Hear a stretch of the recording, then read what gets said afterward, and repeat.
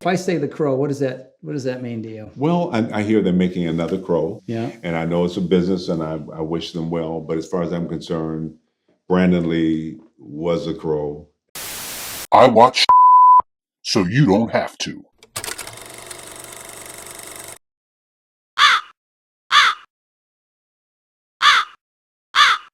Not that this is anything outside of the ordinary, but The Crow remake is one of those movies that has managed to piss off a lot of people even before it was released. With every subsequent new piece of information that comes out about this film, adding more fuel to the hate-filled fire. The people who oppose this movie basically come down to two groups. Group 1 being people who have little to no interest in The Crow to begin with, and group number 2 who are the die-hard fans of the 1994 original starring Brandon Lee, who aren't interested in seeing the legacy of that film tainted any further. No, don't like that. The Crow remake screenwriter, Zach Balin, came out recently and talked about how they made sure to honor the roots of the original film in the remake, saying, quote, "We tried to bring the essence of the graphic novel to a new generation," which is just a roundabout way of saying that we are modernizing the material. And modernizing or updating the material for a new generation is just another way of saying we removed everything that was cool and memorable about it to the point that it is now unrecognizable. What do people love about the original Crow? Brandon Lee, the aesthetic of the film, the soundtrack, the dark 90s inspired energy, and of course did I mention Brandon Lee. And all of those things were obviously nowhere to be found in the marketing of this film. Not impressed. From the moment that we saw Bill Skarsgård in full makeup for the first time, or rather partial makeup compared to the original, the image has literally been a punching bag on the internet ever since. I mean, the reveal turned into a meme almost overnight, and not in a good way, with people comparing the look to Jared Leto's mostly forgettable turn as Joker in the Suicide Squad. I'm going to go out on a limb here and say that that's not the reaction that they were hoping for. And unfortunately, they doubled down and told everyone that the look was basically inspired by musical artists like Post Malone, as if that was supposed to be a selling point. I think it's safe to say that that little tidbit of information left people unconvinced. Once the trailer came out, the damage had already been done. The first look image had already left a sour taste in fans' mouths. So with some pretty terrible marketing and promotion of this new interpretation of The Crow, and Brandon Lee's very large shadow looming, the release of The Crow remake has finally arrived, and I'm here to report that everyone's suspicions are now 100% verified. The Crow remake follows soulmates Eric Draven and Shelley Webster, who are brutally murdered when the demons of her dark past catch up with them. Given a chance to save his true love by sacrificing himself, Draven returns to seek bloody revenge against the killers. Now I'm going to start this off by saying that this movie takes way too long to get going. Now don't get me wrong, I'm a fan of a slow burn story as much as the next person, because in most cases that style of storytelling is used to enhance the characters or the situation. And this movie is very much trying to do just that. The only problem is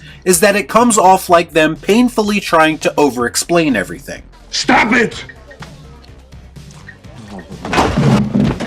We didn't need to spend a ton of time with Eric and Shelley in the original in order for their deaths to be more impactful. And yet in the remake, a considerable amount of time is spent establishing their relationship, if that's what you want to call it. So we go from love at first rehab facility to them being on the run trying to escape the people who are after Shelley. Mostly because of a video that she has on her phone that exposes a very real evil that is walking amongst us. Instead of the Crow being fueled purely by vengeance, in this interpretation, he exists through the power of love. I'd like to say that the extra time spent with these two characters was beneficial to the story, but it really wasn't. Their relationship and chemistry isn't any more believable, and their death isn't any more tragic.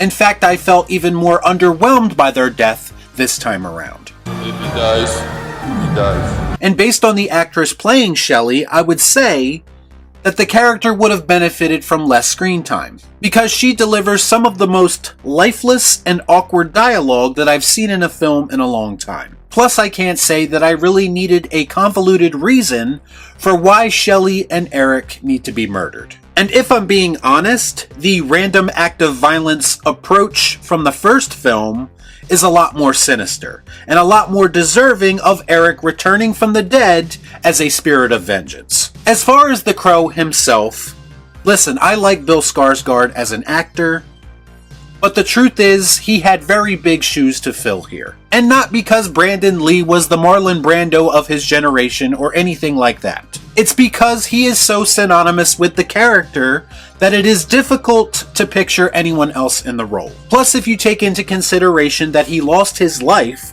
while playing this role, it leaves a bad taste in a lot of people's mouths. This is whack! I can't get jiggy with this shit! I always say that the best remakes are the ones that do not try to replicate the original, but just take the general concept and try to make it their own. And to this remake's credit, it does try to do that.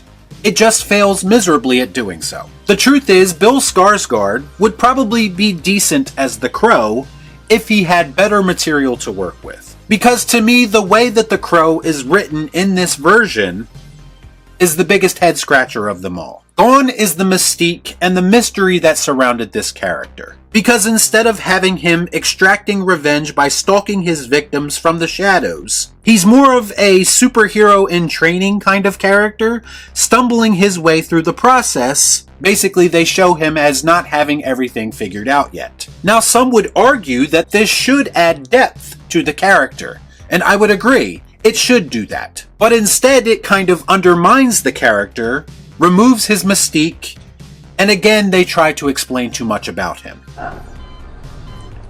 Why? Even the way that he kills people felt somewhat uninspired.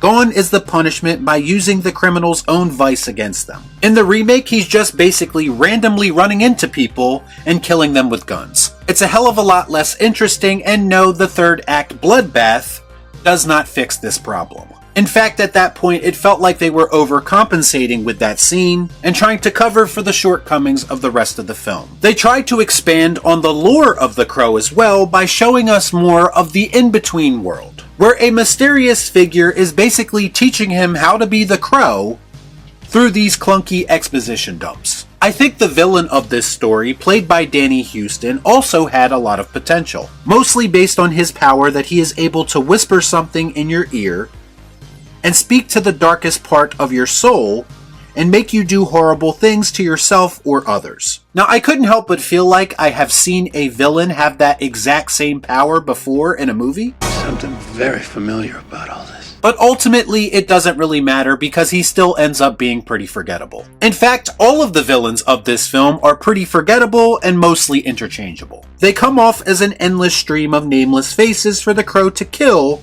Once he finally gets his together, then they do actual characters with recognizable traits. Even the way that the villain meets his demise is the CGI equivalent of Bruce Willis drowning in a puddle in glass.